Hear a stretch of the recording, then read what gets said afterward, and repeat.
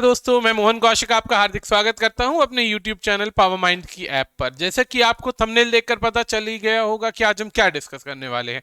आज बहुत ज्यादा हॉट टॉपिक है, आप फोटो देख के समझ ही गए होंगे, जिसमें नाम है हमारे पास केरला स्टोरीज का। एक मूवी जो बहुत ज्यादा इस समय कंट्रोवर्सी का पार्ट बन चुकी है और जिसे ये समझना पड़ेगा कि सच है या फैलाया गया एजेंडा है। क्या सच्चाई है इस खबर के अंदर या जबरदस्ती के इलेक्शंस के नाम पर कुछ फर्जी खबरों को फैलाया जा रहा है मूवीज के नाम पर, ताकि लोगों में हिंदू वोट्स को पोलराइज किया जा सके और मुस्लिम वोट्स को अलग छोड़ करके अननेसेसरी प्रेशर या एक्सप्लॉइट करने के पावर या एक तरीके से पॉइंट्स ढूंढे जा सके। तो आज की इस न्यूज में हम ये पूरा का पूरा डिस्कस करेंगे। दोस्तों, हमारी ये जो आज का एडिटोरियल है ये एनालिसिस के आधार पर है, सारी वो जानकारियों के आधार पर है जो जानकारी न्यूज मीडिया के जरिए हमारे को प्राप्त होती है, जिसके अंदर हमने इसकी थोड़ी सी जांच पड़ताल करी। तो थोड़ी सी जांच पड़ताल में हमें कुछ ऐसे फैक्ट्स भी मिले जिसमें आपको सुनकर हो सकता है बुरा लगे, लेकिन दोस्तों रियलिटी और फेक न्यूज दो में फर्क होता है।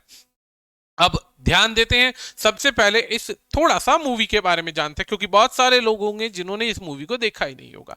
इस मूवी में बहुत सिंपल सा कॉन्सेप्ट दिखाया गया है कि हिंदू गर्ल्स जाती हैं एजुकेशन के लिए किसी यूनिवर्सिटी कॉलेज के अंदर, जहां पर वो कुछ लिमिटेड हिंदू सेक्शन की गर्ल्स होती हैं, मुस्लिम लड़कियों के बीच में रहती हैं, वो उन्हें कन्वर्ट करती हैं मुस्लिम रिलीजियन में और धीरे धीरे करके वो गायब हो जाती हैं और आईएसआईएस की तरफ, जो आपके आतंकवादी संगठन है, उनके लिए वो काम करना स्टार्ट कर देती हैं। इस न्यूज को स्टार्ट करने से पहले स्टार्टिंग की जो एक तरीके से शुरुआत होती है उसमें कहा गया कि असली तथ्यों पर आधारित खबर है ये।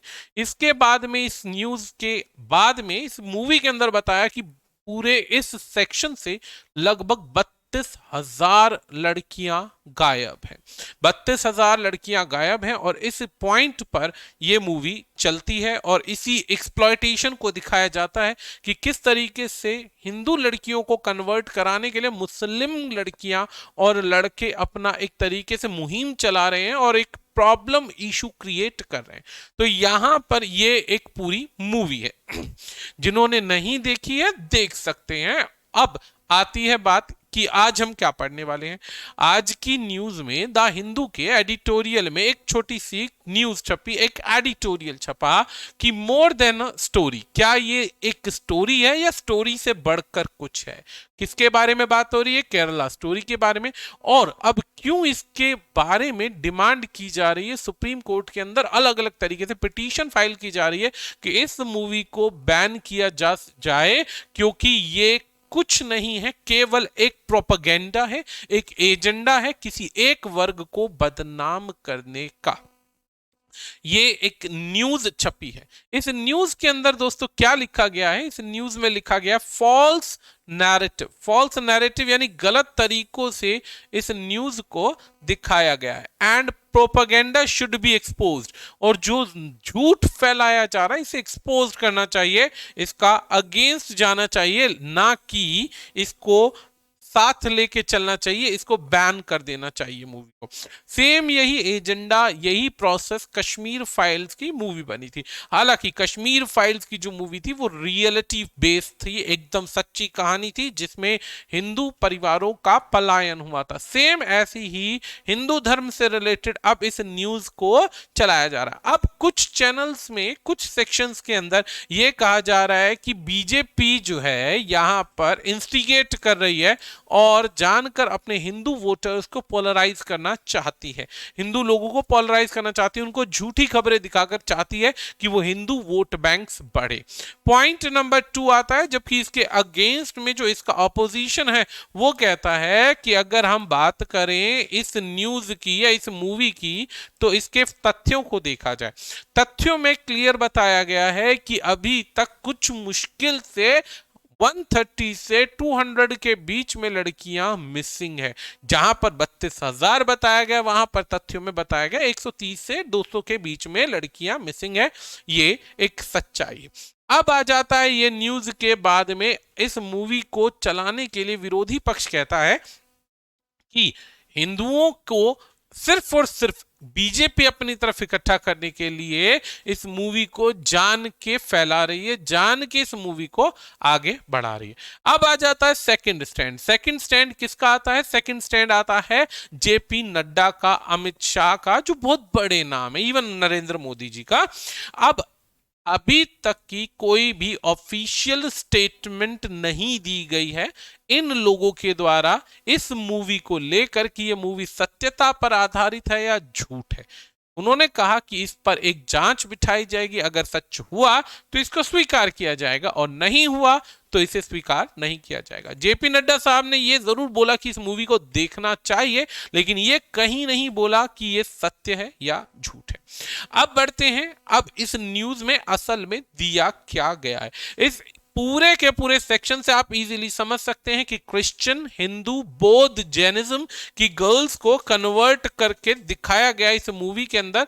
इधर फेसेस में दिखाया गया they are seem to be very happy, यानी यहां पर दिखाया गया कि काफी खुश हैं, और दूसरी तरफ दिखाया गया है कि किस तरीके से बुरके के अंदर चेहरे उतरे हुए हताश है, निराश है। एक तरीके से यह दिखाया गया कि देवर एक्सप्लॉइटेड दिखाया गया है। यह बात याद रखिएगा कि उन्हें एक्सप्लॉइट किया गया है। हालांकि भारत में ऐसे टॉपिक जो होते हैं बहुत ज्यादा विवाद के टॉपिक होते हैं कि आपस में इस बात पर तो दो गुटों में लड़ाई तक हो जाती है कि मूवी सत्य है, झूठ है, तुम हमारे साथ गलत कर रहे हो या सही कर रहे हो। खैर, अब बढ़ते हैं अपने एडिटोरियल पे क्या बोला गया है। अब बच्चा यहाँ पे एक पॉइंट शुरू होता है सब्जेक्ट के आधार पे। सब्जेक्ट है हमारे पास डिमांड। डिमांड किस चीज की है? ये एक सब्जेक्ट है, इसको डिफाइन करने के लिए ये एक इसकी एडिशनल अपोजिशन दी गई है, यानी जानकारी दी गई है, एट्रीब्यूट किया गया है। डिमांड फॉर बैन, बैन किस चीज पर लगाना है? On Kerala stories. Kerala story जो मूवी है, ये बच्चा मूवी का नाम है, इस मूवी पर बैन लगाने की बात की जा रही है। इस मूवी पर बैन लगाने की बात की जा रही है, डिमांड की जा रही है। अब फिल्म, एक ऐसी फिल्म अपारेंटली, अपारेंटली LY एडवर्ब है ये, जो दर्शा रही है क्या? बेस्ड ऑन इंस्टांसेस, यानी उन घटनाओं पर बेस्ड है जहां पर of a few women joining the ISIS Islamic state, यानी कि यहां पर बताया गया है कि कुछ महिलाएं, आ फ्यू का अर्थ होता है थोड़ी बहुत, नाम मात्र की महिलाएं हैं, ज्वाइन करती हैं इस्लामिक स्टेट को। इज इल कंसीव्ड, यानी इसे बुरी तरीके से कंसीव किया गया, प्राप्त किया गया, दर्शाया गया। अब यहां पर कहता है it is to the credit of Supreme Court, यानी कि अब यह बात छोड़ी गई सुप्रीम कोर्ट और हाई कोर्ट पर। किस बात पर? Of Kerala and Madras, that they did not yield to the clamor for proscribing। proscribing होता है किसी चीज को मना करना, किसी चीज के अगेंस्ट जाना, द मूवी। अब ये कहा गया कि इस मूवी को एक तरीके से गलत सेक्शन में रिप्रेजेंट किया गया। केरला और मद्रास के अंदर, इसके अंदर सुप्रीम कोर्ट और हाई कोर्ट के सामने ये एक पॉइंट दिखाया गया है। इट गार्नर, यानी ये दर्शाता, it garnered adverse publicity, indirect publicity की जा रही है बिकॉज ऑफ अ टीजर, एक ऐसा टीजर जिसमें क्या है? that made an exaggerated claim। exaggerated एक वर्ब की तरह दिखाया गया वर्ड है। exaggerated का मतलब होता है जरूरत से ज्यादा बढ़ा चढ़ा कर किया जाने वाला क्लेम। यहां पर क्लेम हमारा संज्ञा है, तो ये नाउन के साथ में यूज हो रहा है, तो हम इसे एडजेक्टिव कंसीडर करते हैं। That made an exaggerated claim. अब कहा जा रहा है कि टीजर में बताया गया है कि बहुत ज्यादा बढ़ा चढ़ाकर क्लेम किया गया। क्या क्लेम किया गया है? That 32,000 girls have gone missing. कहा जा रहा है कि 32,000 लड़कियां जो हैं अब तक मिसिंग हो चुकी हैं, गायब हो चुकी हैं केरला के अंदर। अब यहां पर पॉइंट कहता है कि क्लेम किया गया बढ़ा चढ़ाकर। इसका मतलब यह नहीं है कि क्लेम बिल्कुल गलत है, इसका मतलब यह है कि 32,000 नहीं, कुछ लड़कियां गायब हुई हैं, 32,000 लड़कियां गायब नहीं हुई हैं। अब मुझे कैसे पता कुछ है, क्योंकि यहां पर क्लियर मेंशन किया गया a few women joining the Islamic State, ठीक है, have gone missing in Kerala. अब क्या कहता है, presumably to join the terrorist groups, और कहा जा रहा है कि जो लड़कियां मिसिंग हैं उनको बनाया जा रहा है, उनको ज्वाइन करवाया जा रहा है। क्या ज्वाइन करवाया जा रहा है, एक आतंकवादी ग्रुप। अब इस्लामिक स्टेट की बात है तो आतंकवादी ग्रुप के लिए आगे आपको नाम मिलेगा ISISI, ठीक है जी। हाउ एवर एक रिजल्ट ओरिएंटेड वर्ड है। हाउ एवर जैसे तैसे the film makers have agreed, यानी वो मान गए हैं, एग्रीड टू विड्रो, वापस लेना है, द टीजर, यानी अपने टीजर को वापस लेना। टीजर का मतलब क्या होता है कि मूवी रिलीज होते समय उससे पहले कुछ उसका ट्रेलर निकाला जाता है, टीजर निकाला जाता है कि 32,000 लड़कियां मिसिंग है। अब जो भी हिंदू सुनेगा वो एक बार को सोचेगा कि सच में ऐसा है, और मूवी स्टार्ट होने से पहले एक लाइन आ जाएगी कि ये घटना या ये मूवी तथ्यों पर आधारित है, तो ऑटोमेटिकली दिमाग में एक छवि चल जाएगी कि नहीं भाई बहुत उत्पीड़न हो रहा है। अब टू विड्रॉ द टीजर, अब यहां पे रिक्वेस्ट की गई है कि इस टीजर को वापस लिया जाए। इसमें फिल्म मेकर्स एग्री भी हो गए, ठीक है जी वापस ले लेते हैं। एंड कैरी अ डिस्क्लेमर, और एक कैरी करें डिस्क्लेमर, को कहा गया है कि इस मूवी की रिलीज होने से पहले एक डिस्क्लेमर दे। डिस्क्लेमर यानी घोषणा करें, क्या घोषणा करनी है, that the films content is fictional. Fictional का मतलब ये जो फिल्म में कंटेंट है ये काल्पनिक है। अब कहा जा रहा है कि ये एक तरीके से कोर्ट के सामने डिमांड की गई कि पूरी मूवी बैन करो, या फिर मूवी बैन नहीं करनी है मत करो। शुरू के अंदर जो स्टेटमेंट लिखी है उसको परिवर्तन करो। स्टेटमेंट में क्लियर लिखो कि ये मूवी सत्यता पर आधारित नहीं है, ये एक काल्पनिक मूवी है, और इस डिस्क्लेमर को चेंज करिए। और डिस्क्लेमर को चेंज करने के साथ साथ यहां पर आप अपने टीजर को चेंज कीजिए कि 32,000 की जो लड़कियां गायब है, 32,000 लड़कियां गायब है, ये एक गलत फेक क्लेम है। अभी तक ये सारी की सारी जो डिमांड है ये सुप्रीम कोर्ट के सामने रखी गई है। याद रखिएगा इस तथ्य से ये कहीं भी क्लियर नहीं है कि 32,000 लड़कियों से कम गायब है, ज्यादा गायब है, या ये जो बोलने वाला, क्लेम करने वाला, डिमांड करने वाला व्यक्ति है ये सही है। कारण समझने लायक बात है कि अब एक व्यक्ति के एक्शन के विरोध में दूसरी पार्टी अपना कोई ना कोई रोल प्ले करेगी। अब दूसरी पार्टी अपने आप को बेहतर प्रूव करने के लिए कोई ना कोई स्टेप लेगी। अब जो भी स्टेप लिए जाएंगे उन स्टेप्स में कुछ चीजों को दर्शाया जाएगा बार बार।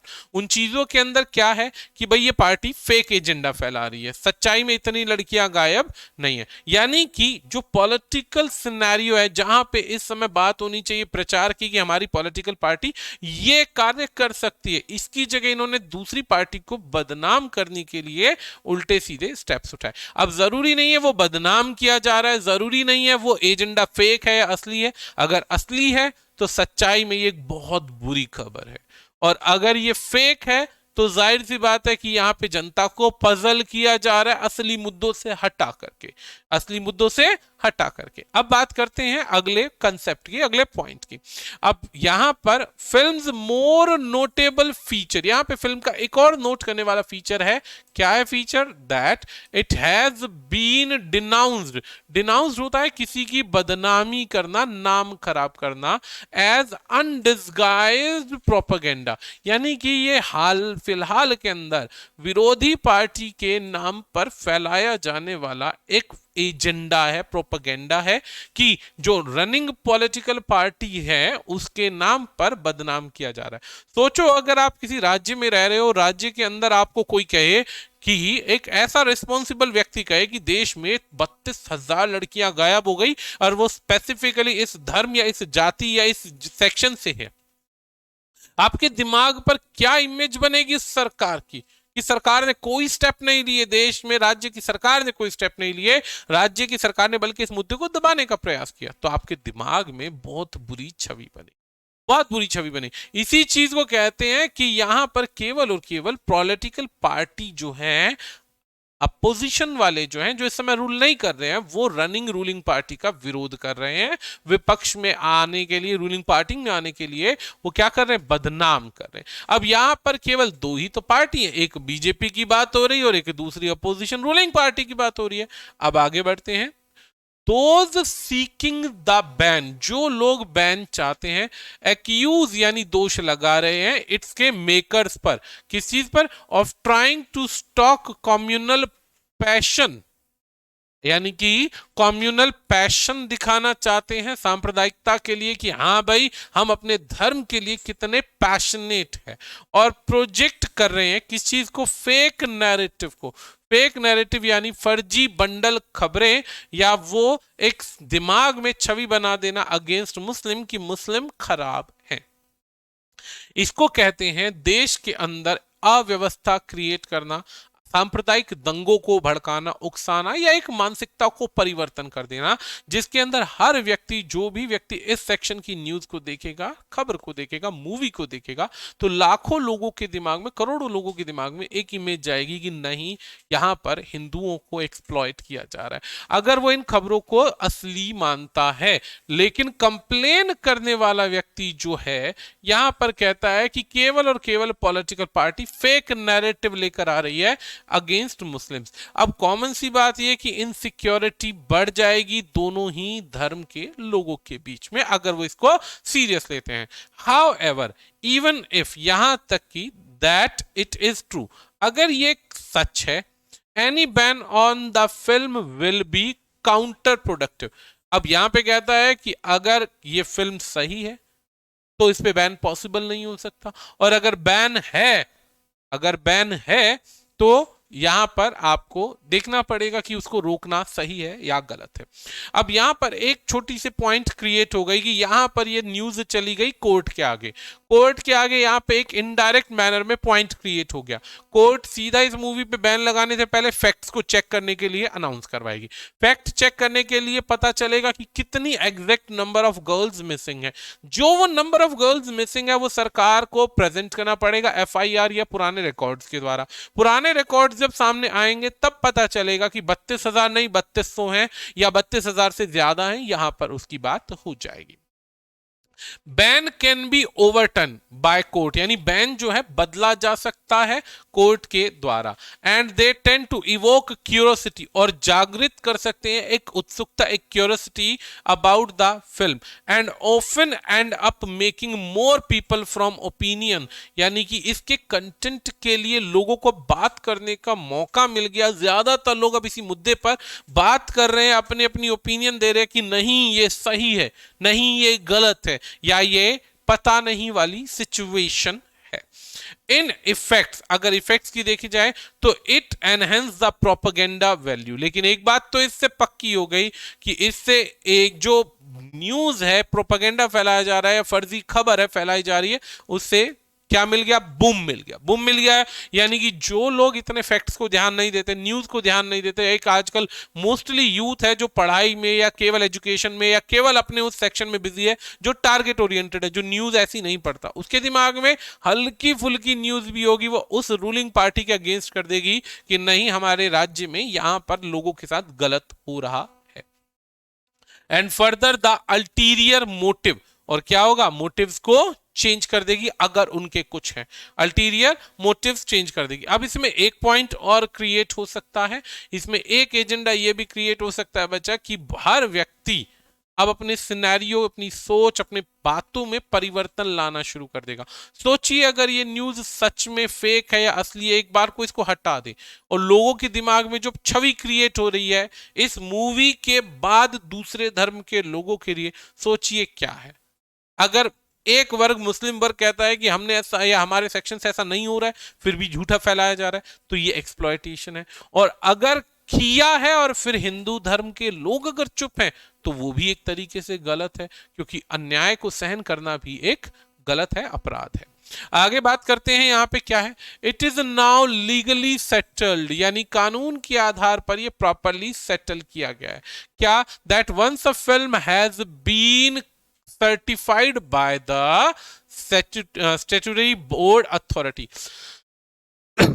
ये कहता है क्या कि भाई ये तो लीगली सेटल है कि एक बार जो फिल्म सर्टिफाई हो गई, यानी कि जब आप उसे एक तरीके से कहते हैं कि हाँ भाई ये मूवी सेंसर बोर्ड से पास हो गई, there is no really no case to ban one. अब अगर बोर्ड ने पास कर दी तो इस मूवी को बैन नहीं किया जा सकता, ये तो सच्ची बात है। Laws pertaining to public order indeed empower the police and local authority to stop a film screening। ये हो सकता है कि लोकल सेक्शन के लोग जो हैं, समुदाय के लोग जो हैं, राज्य के लोग जो हैं, वो इस मूवी को स्क्रीनिंग करने से रोक सकते हैं, ठीक है। but it will be perilous to do so every time a group demands a ban। अब कॉमन सी बात यह है कि अगर ऐसा होने लग गया तो हर ग्रुप बैन की डिमांड करेगा। कोई भी मूवी आएगी उसके लिए हर ग्रुप खड़ा हो जाएगा कि भाई इसे बैन करो, जरा सी कोई बात होगी बैन करो। अब आज हिंदू वर्ग खड़ा हो गया, उसके अगेंस्ट में अगर न्यूज है तो कल को हर मूवी में कोई ना कोई खड़ा ही रहेगा और एक तरीके से बैन की न्यूज बढ़ती जाएगी। अब यहां पर पॉइंट कहता है reports from Tamil Nadu and Kerala. यहां पे जो रिपोर्ट्स हैं, अब यहां पे एक सेक्शन को ध्यान से सुनना जरूरी है, सजेस्ट दैट, हर बार की तरह सजेस्ट करती है that threats of protest have resulted. बहुत सारे थ्रेट्स मिलने लग गए हैं, बहुत सारे थ्रेट्स यानी धमकियां मिलने लग गई कि प्रोटेस्ट किए जाएंगे। हैव रिजल्टेड इन मल्टीप्लेक्सेस, यानी जितने भी मल्टीप्लेक्सेस हैं, यानी थिएटर्स हैं, सिनेमा हॉल्स हैं, उनके ऑनर्स हैं, उनको दबाव दिया जा रहा है कि आप ये फिल्म नहीं रिलीज करेंगे। यदि आप इस मूवी को रिलीज करेंगे तो हम धरना देंगे, प्रोटेस्ट करेंगे, हो सकता है दंगा हो जाए, हो सकता है आपके थिएटर को नुकसान पहुंचाया चला जाए। It is normally the local authorities, ये वो लोकल अथॉरिटीज हैं हु हैव अ ड्यूटी, जिनके पास एक कर्तव्य है, ड्यूटी है टू प्रोवाइड एडिक्वेट सिक्योरिटी। अब हालांकि राज्य के जो बाकी पुलिस हैं और बाकी जो सेक्शन है, वर्ग है, उनके पास ये अधिकार है कि इन धमकियों से रोक करके उनको सिक्योरिटी प्रोवाइड की जाए, ऐसा ही सुप्रीम कोर्ट कहता है। हाउएवर, जैसे तैसे, रादर देन लॉ, अगर इसे छोड़ दें, it is prudent assessment of the ground situation that helps them make a decision. अब ये तो सच्चाई में ग्राउंड रिपोर्ट को देख के पता चलेगा कि यहां पर क्या डिसीजन लिया जाना चाहिए, क्या डिसीजन नहीं लिया जाना चाहिए। बढ़ते हैं आगे। अब यहां पर एक पॉइंट आता है, व्हाट इज ऑल्सो कंडेमनेबल। अब निंदा का कारण क्या, is the attempt to make political and electoral capital out of the Kerala story.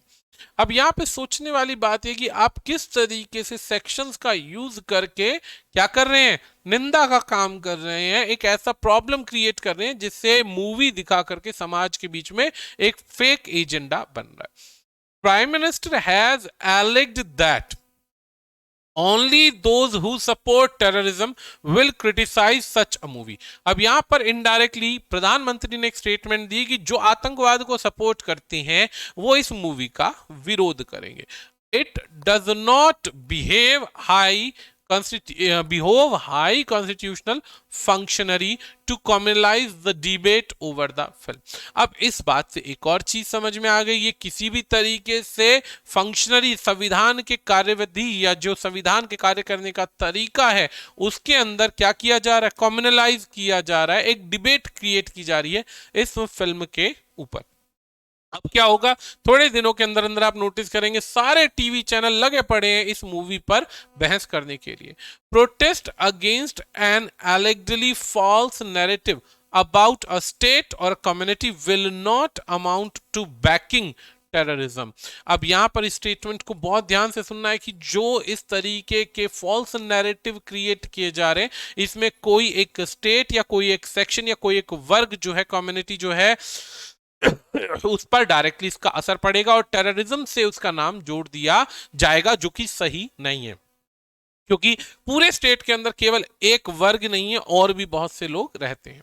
The fear that the film purportedly grapples with the young people may be targeted from radicalization। यानी जितने भी युवक हैं वो इस तरीके के रेडिकलाइजेशन यानी एकदम से धर्म के लिए, पॉइंट्स के लिए, इन बातों के लिए रेडिकलाइज हो जाएंगे और क्या करेंगे, should be addressed by isolating extremist elements, और परिवर्तन हो जाएगा उनमें अपने लिए एकदम से एक्सट्रीमिस्ट का, एक तरीके से आतंक का, गुंडागर्दी का पॉइंट क्रिएट हो जाएगा। And fostering better understanding among people communities, और क्या होगा, हैम्पर किया जाएगा, नुकसान पहुंचाया जाएगा उस अंडरस्टैंडिंग को जो लोगों के बीच में बनी हुई है।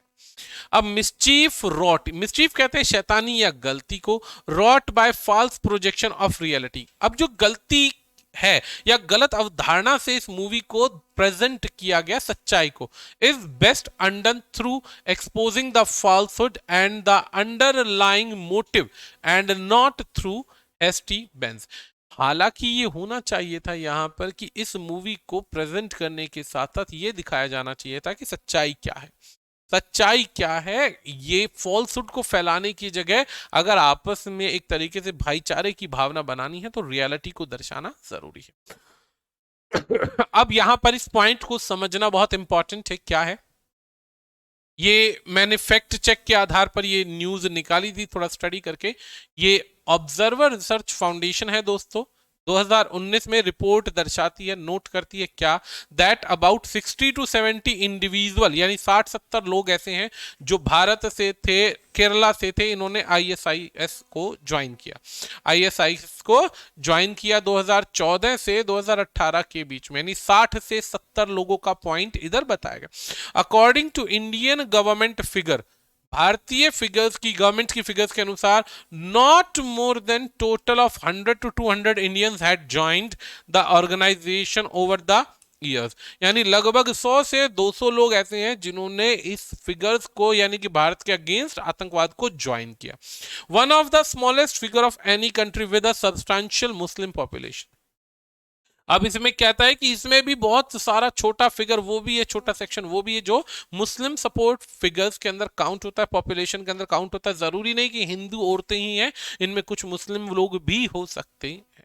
अब यहां पर इसी न्यूज को आगे कहता है कि US department of state in its 2020 report, 2020 की रिपोर्ट में क्या कहा गया टेररिज्म के आधार पर, had documented that there were a total number of 66 individuals from India who were affiliated with ISIS at that time। अब यूएस डिपार्टमेंट ऑफ स्टेट की बात की जाए, 2020 के अंदर उन्होंने भी एक रिपोर्ट जारी की थी जिसके अंदर बताया था 66 लोग ऐसे हैं जो भारत से, इंडिविजुअल्स हैं जो भारत से ISIS में ज्वाइन हुए।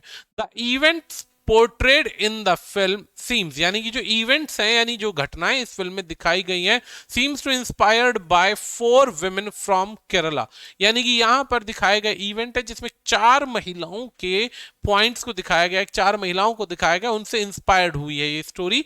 Who converted to Islam and travelled with their husband to Afghanistan to join ISIS between 2016 and 18। कहता है कि 2016 और 18 के बीच में केवल 4 महिलाएं हैं जिन्हें कन्वर्ट किया गया, और कन्वर्ट करने के बाद अपने हस्बैंड्स के साथ वो गई, और जाने के बाद बच्चा उन्होंने क्या किया, अफगानिस्तान में ISI को ज्वाइन किया। देवर पार्ट ऑफ 21 मेंबर ग्रुप, वो 21 लोगों के ग्रुप से हैं जो केरला से ज्वाइन करती हैं ISIS 2016 के अंदर। रिमेन इनकार्सरेटेड इन अफगानिस्तान सिंस सरेंडरिंग इन 2019। और ये बेसिकली कोई बड़ा नंबर नहीं है जो अफगानिस्तान के अंदर बाद में सरेंडर भी कर देता है। अब यहां पर एक पॉइंट देखने से हमें 2 चीजें समझ में आई। पहली चीज क्या कि इस मूवी के अनुसार बहुत सारे लोगों को, 32,000 लड़कियां अगर गायब हुई हैं तो उनका रिकॉर्ड कहां है, वो रिकॉर्ड कहां है जहां पर इतने बड़े वर्ग में इतना बड़ा सेक्शन गायब हुआ है। अब इसमें डायरेक्टली पॉइंट आउट किया जा सकता है कि भाई जनगणना के आधार पर भी पता लग सकते हैं कि कितने लोग गायब हैं, कितने वोटर्स गायब हैं।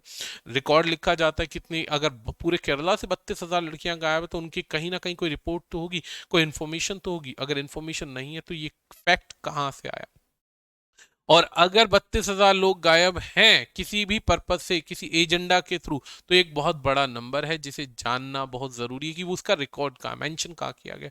तो ऐसी चीजों को फोकस करना जरूरी है। अगर आप इस चीज को फेक एजेंडा मानते हैं तो ये आपके ऊपर है, इसे रियल मानते हैं तो ये आपके ऊपर है। लेकिन तथ्य जो कहते हैं वो तथ्य है कि रिकॉर्ड के अनुसार मात्र 100 से 200 लोगों के बीच में गायब हुए लोग हैं, और इसी चीज के आधार पर सुप्रीम कोर्ट के आगे बैन की डिमांड की गई। सुप्रीम कोर्ट हालांकि एक बात कहता है कि जो मूवी एक बार पास हो गई सेंसर बोर्ड के द्वारा या जो सर्टिफिकेट पा चुकी है उसको बैन नहीं किया जा सकता, लेकिन सच्चाई क्या है वो आप सबके सामने है। बढ़ते हैं आज की वोकैब के कुछ क्वेश्चंस के आधार पर। वोकैब के कुछ क्वेश्चंस देखते हैं बच्चा, वोकैब क्या कहती है।